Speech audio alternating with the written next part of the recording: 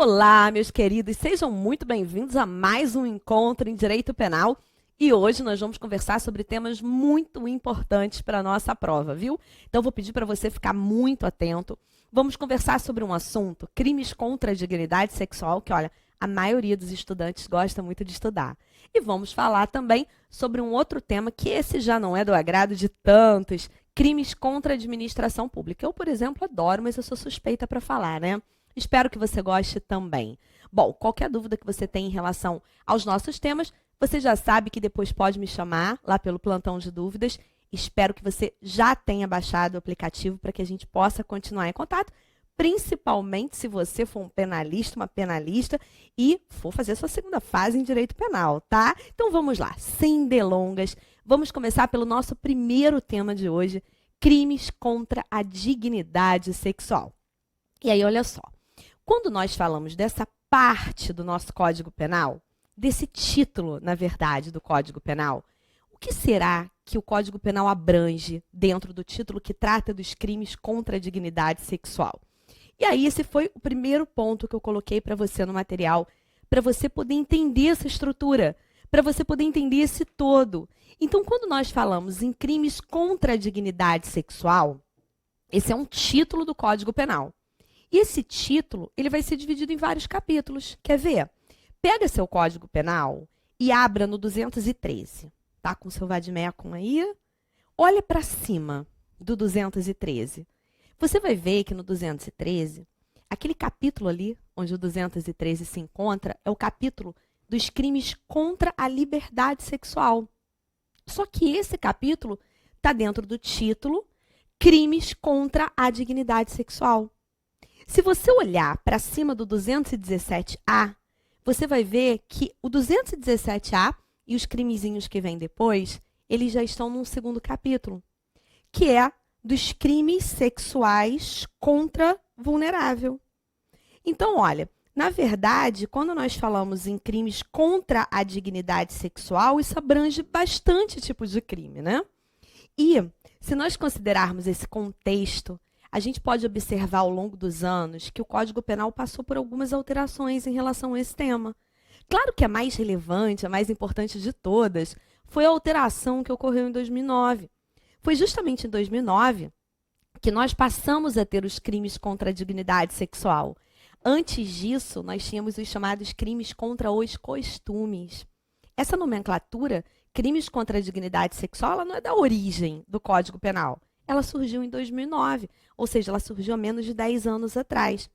E nessa época que o Código Penal começou a ter essa estrutura que a gente estuda hoje em relação à dignidade sexual como bem jurídico tutelado.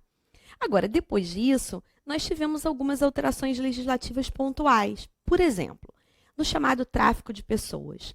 Antigamente, quando você olhava para essa parte do Código Penal, você percebia como um dos crimes o tráfico de pessoas para fins de prostituição, para fins de exploração sexual. Mas hoje em dia, esse crime ele não está mais dentro dessa parte do Código Penal. Hoje em dia, ele é tratado lá no artigo 149A do CP. Ou seja, deixou de ser um crime contra a dignidade sexual e passou a ser um crime contra a liberdade individual da pessoa. Cris, o que mudou com isso? Bom, primeiro mudou o bem jurídico tutelado, né? Quando a gente fala hoje em dia em tráfico de pessoas, não é só para fim sexual, é para qualquer finalidade. Depois a gente vai olhar isso. E o que mudou também é, lógico, a tipificação, né? Sai de dentro dos crimes contra a dignidade sexual e é levado, é conduzido lá para o 149A do CP. Nós tivemos também a Lei de Imigração, que entrou em vigor recentemente, que eu estou disponibilizando para você no seu material. Dê uma lida para ver o que aconteceu no Código Penal com a vigência dela. Porque, olha, dentre os crimes contra a dignidade sexual, eu pensei alguns pontos de importância para a gente trabalhar aqui. Alguns pontos que eles são mais importantes para a nossa prova, são mais recorrentes, ou seja, eles aparecem mais. Então, eu diria que esses aqui, eles são especiais, tá? Embora eu ache legal você dar uma lida nos crimes como um todo, a partir do 213, dentro desse título do CP, eu diria para você prestar mais atenção nesses pontos aqui que eu destaquei para você. Então, quais são eles? Vamos lá. modalidades de estupro. Isso vive aparecendo na nossa prova da OAB. Então, você precisa saber direitinho qual é a diferença entre o estupro do 213, do 217A. Você precisa saber qual é a diferença entre o crime de estupro e um outro que também já caiu na nossa prova, que é a violação sexual mediante fraude. Eu quero que você saiba também como é que você vai fazer na prova se você se deparar com uma situação em que a questão diga para você que a vítima do estupro já tinha experiência sexual. Será que isso afasta o crime? E o erro de tipo? Isso aqui já apareceu na primeira fase, já apareceu na segunda fase de penal. Então, imagina que o sujeito, ele pratica o ato libidinoso com alguém de 13 anos, por exemplo.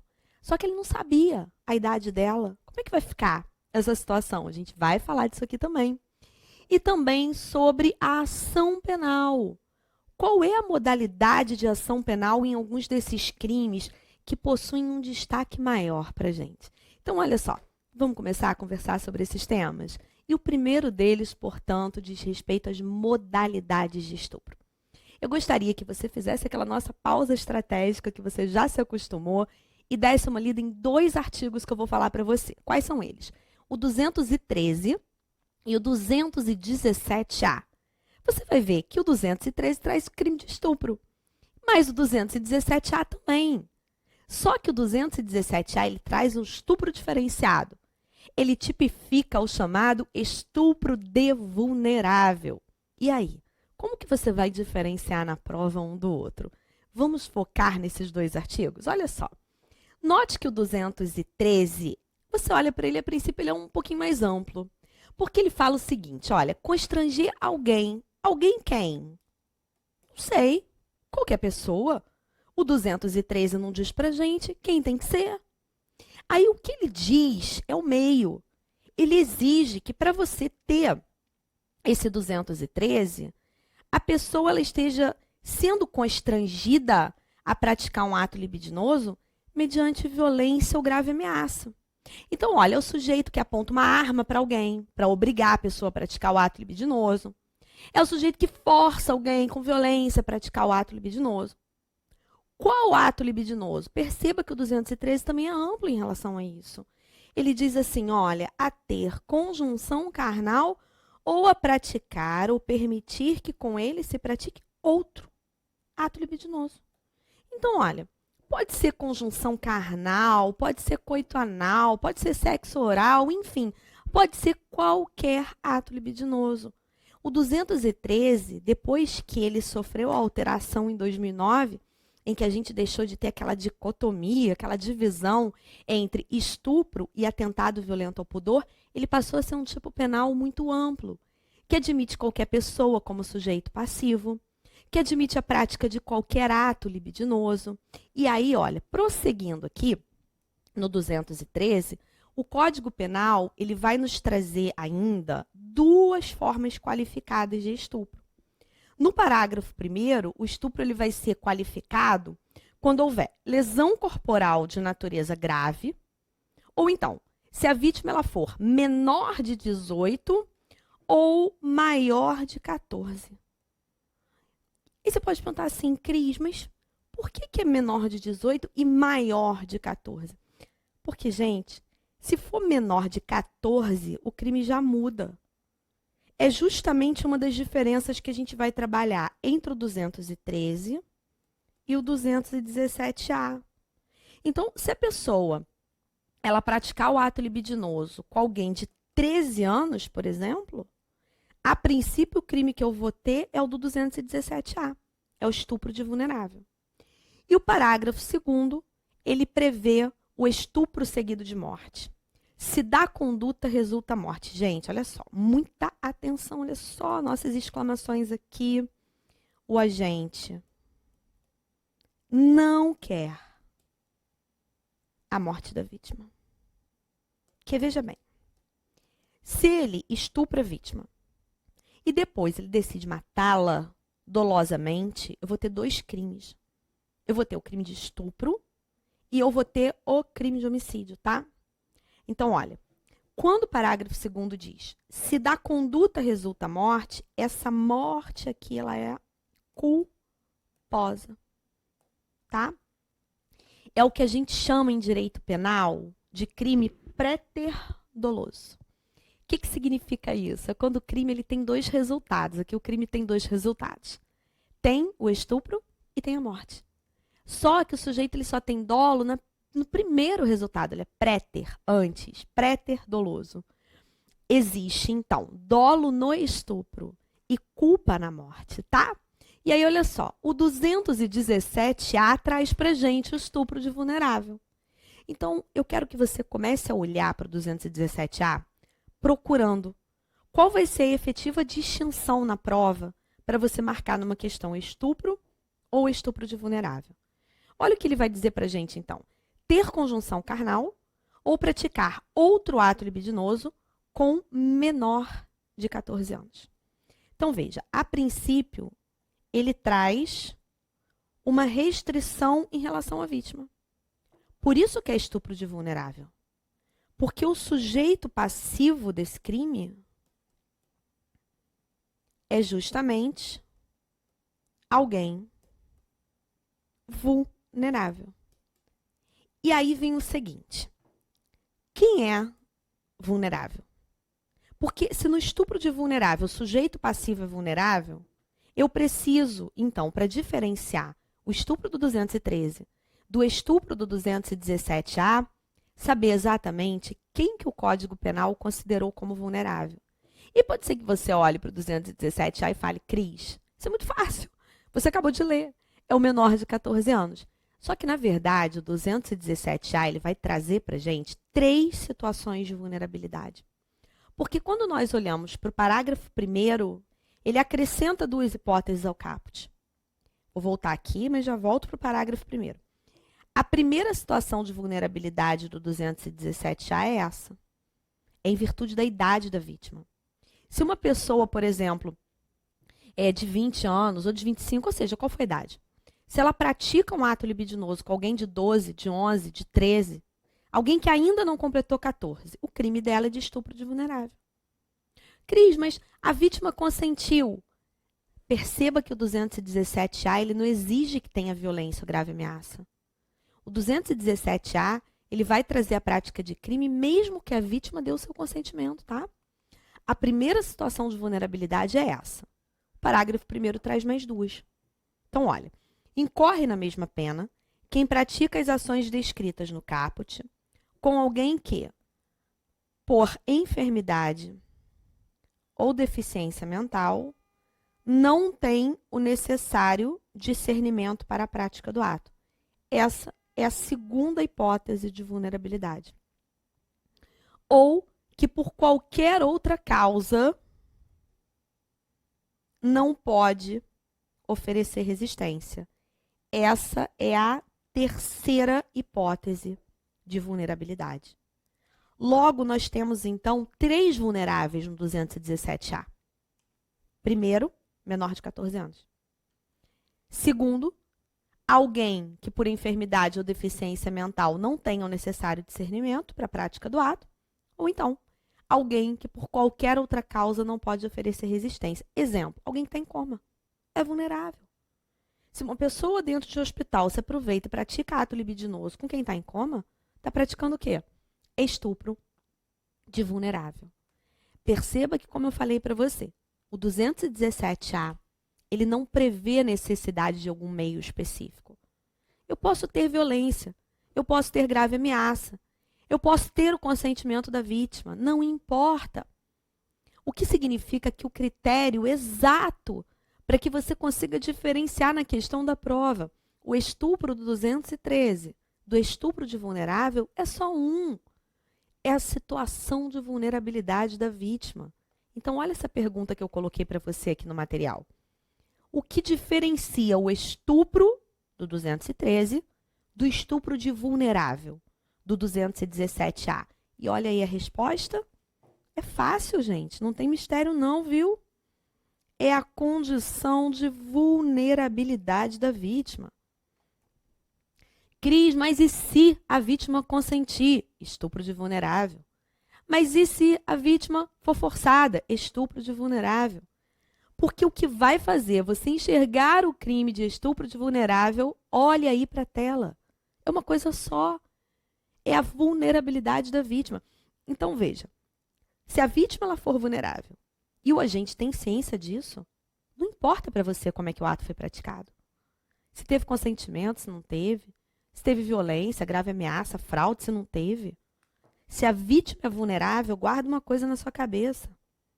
O crime será sempre de estupro de vulnerável. Então, me diz uma coisa. É ou não é fácil você identificar? Não tem que fazer mistério com isso, não. Agora, é claro, a gente tem que tomar cuidado com alguns detalhes. Porque imagina, e se a vítima for menor de 14, mas o sujeito não souber?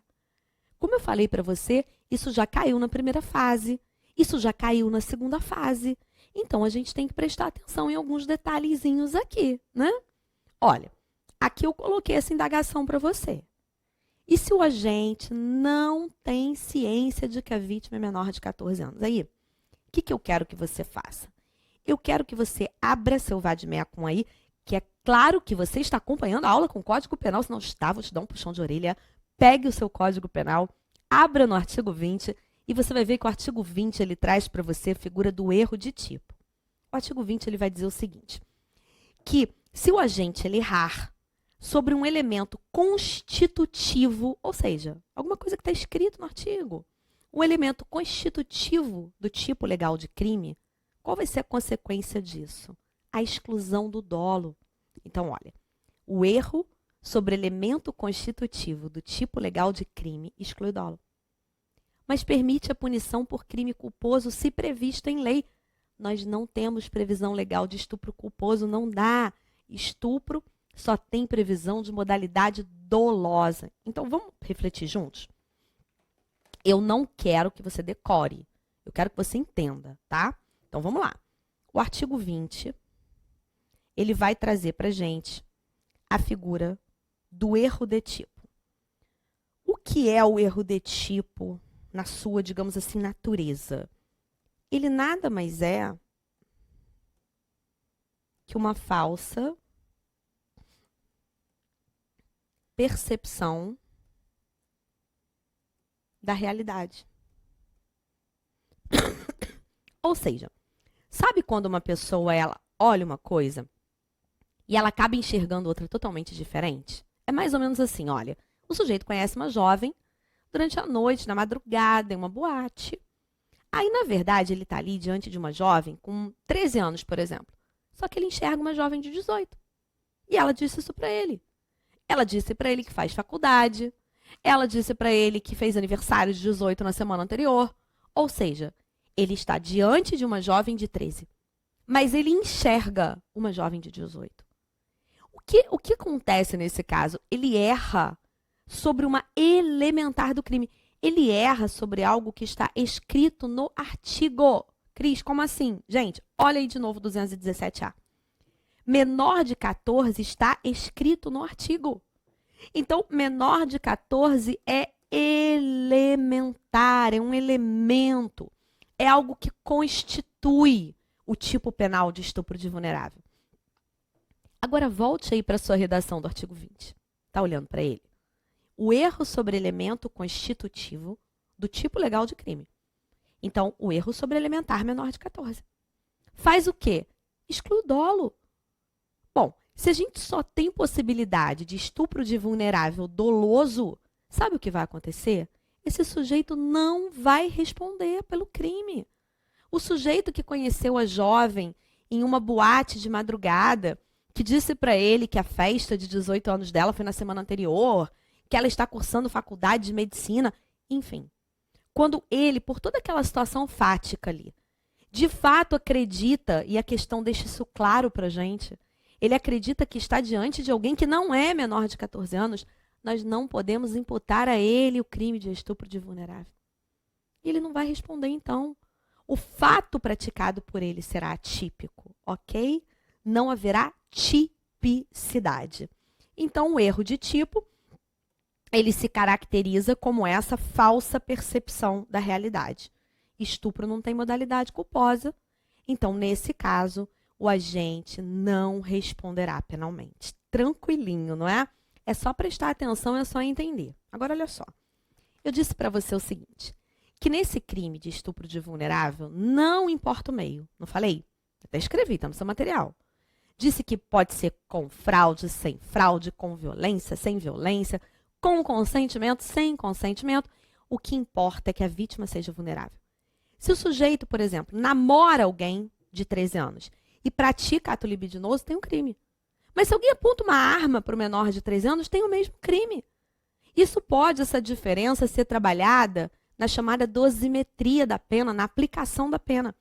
Mas o crime vai ser o mesmo. Aí, imagine você que a sua prova, espertamente, a sua questão, traga uma hipótese em que o sujeito praticou o ato libidinoso com alguém de 13 anos. Só que ele fez isso empregando uma fraude.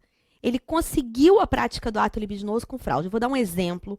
Se você for mais sinestésico, assim como eu, você entende melhor com o exemplo. Eu preciso de exemplo para tudo. Então, vamos lá. Vamos imaginar que o sujeito era um líder religioso, muito respeitado na religião dele. Aí ele chegou para uma fiel dele e disse o seguinte, olha, você está com uma doença muito gravosa, você sabe disso, pode causar a sua morte, mas se você praticar determinados atos libidinosos comigo, você vai se purificar e vai ficar boa em alguns meses. Aí essa jovem muito crédula, ela tem 13 anos, ela acredita.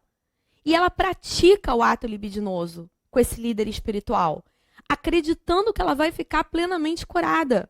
Qual é o crime dele, hein? Será por um acaso que o crime dele é esse aqui? Lembra que eu disse que nós trabalharíamos também, está lá nos nossos pontos de importância, a violação sexual mediante fraude? Olha o que o 215 vai dizer pra gente. Ter conjunção carnal ou praticar outro ato libidinoso com alguém, mediante fraude ou outro meio, que impeça ou dificulte a livre manifestação da vítima. Então, olha só, esse sujeito, ele praticou a conjunção carnal, com alguém se utilizando de fraude. Será que o crime dele é esse aqui? Não! Deixa eu explicar uma coisa para você. Muito importante para você carregar essa frase para sua prova e ficar ouvindo a minha voz repetir ela para você lá quando você estiver respondendo a questão, se isso aqui cair. Quem pratica ato libidinoso com vulnerável sempre vai responder por estupro de vulnerável. Se a vítima é vulnerável, o crime é de estupro de vulnerável. Se a vítima é vulnerável, o crime é estupro de vulnerável. Cris, mais nada. Se a vítima é vulnerável, o crime é estupro de vulnerável. A não ser, a gente viu, que o sujeito não saiba disso. Aí é outra história. Agora, se ele sabe, se ele tem ciência, não importa qual foi o meio, lembra?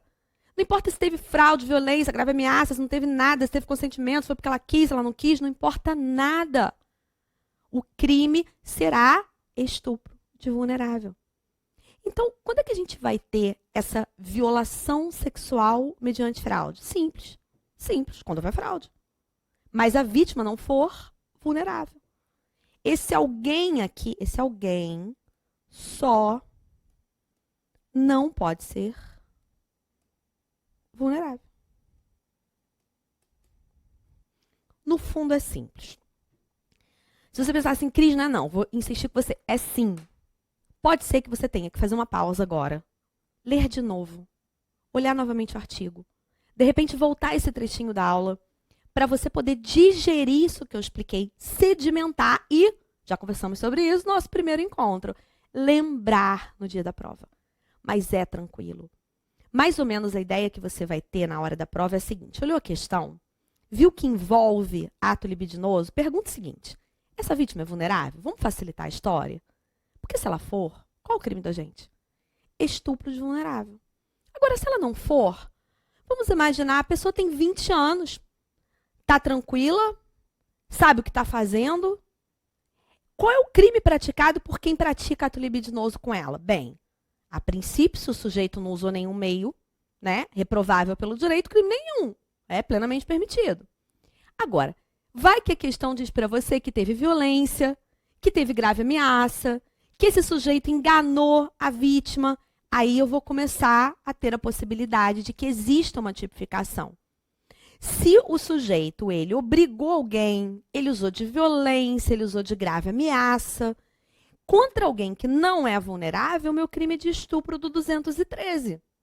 Já se ele utilizou fraude, se ele iludiu, se ele enganou. Quer ver um exemplo de violação sexual mediante fraude? É a troca do sujeito com o irmão gêmeo, por exemplo. Ele se aproveita, o irmão gêmeo dele namora uma jovem, ele um dia se aproveita, vai encontrar essa jovem como se fosse o irmão dele. E ela pratica ato libidinoso com ele, acreditando que é o namorado dela. Esse é um exemplo de fraude. Esse é um crime de violação sexual mediante fraude.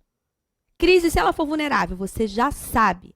Se ela for vulnerável, o crime é de estupro de vulnerável. Então você entendeu que, na verdade, 213 e 215 não se confundem com estupro de vulnerável? Que é fácil você identificar o estupro de vulnerável? Que basta nele que a vítima seja vulnerável? Agora, se ela não for, aí sim. Aí você vai transitar entre 213 ou 215. Se tiver violência, grave ameaça, vai ser 213. Se tiver fraude, vai ser 215. E aí, com isso, a gente consegue matar ali já alguns pontos de importância que nós elegemos. A diferença entre estupro e estupro de vulnerável. A diferença entre estupro e violação sexual mediante fraude. O que acontece na hipótese de erro de tipo, ou seja, quando o sujeito ele tem uma falsa percepção da realidade e ele não sabe que aquela pessoa com a qual ele está praticando o ato libidinoso é alguém vulnerável, ele pode se enganar. Eu dei exemplo para você. Nossa prova de primeira fase, de segunda fase, já trouxe inúmeras situações de cobrança de erro de tipo. Eu tenho certeza que se cair na sua prova, você vai acertar. Tá? Então, olha só. Prosseguindo aqui. Qual é o critério, então, que vai diferenciar esse crime que a gente acabou de olhar, que é o 215, que é a violação sexual mediante fraude, do crime de estupro do 213? Porque o 217A você não vai mais confundir. Você já sabe que no 217A a vítima é vulnerável, tá? Então, olha, o critério que você vai usar para diferenciar 213 de 215 é fácil. É o meio. O meio empregado. Se o sujeito ele conseguiu a prática do ato libidinoso com fraude, anote o exemplo aí, o exemplo dos gêmeos.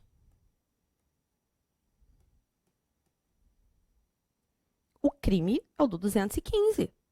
Agora, se o sujeito forçou a vítima a praticar o ato libidinoso com emprego de violência, ou então ameaçou de morte, ameaçou com uma arma de fogo, ou seja, se usou violência ou grave ameaça, o crime será de estupro.